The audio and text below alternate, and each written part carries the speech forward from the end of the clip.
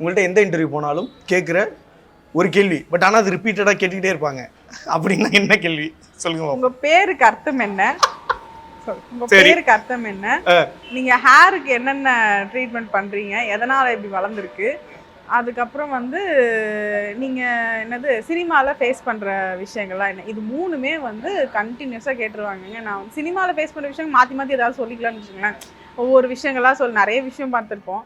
இந்த ஹேருக்கு நிஜமாவே நான் ஒண்ணுமே பண்ண மாட்டேங்க. கிடைக்கிற ஷாம்பு என் ஹேருக்குலாம் வாய் இருந்துச்சுன்னு வச்சுக்கோங்க, இவெல்லாம் என்னங்க பண்ணி வச்சிருக்கா? ஒண்ணுமே பண்ண மாட்டேங்க, தண்டமா இருக்கிறாங்க, நானே ஏதோ வளர்ந்துக்கிட்டு இருக்கேங்கன்னு சொல்லி பாவம் பார்த்து வளர்ந்துக்கிட்டு இருக்காது. அந்த மாதிரி தான். ஸோ இந்த விஷயம் கேட்டுருவாங்க. பேருக்கு அர்த்தம் தயவு செஞ்சு இப்ப கேட்டுறாதீங்க. இல்ல நான் கேட்க மாட்டேன். ஏன்னா அந்த கேள்வியை நான் கேட்கலையான்றதுக்காக நான் கேட்கல. கண்டிப்பா கேட்கல.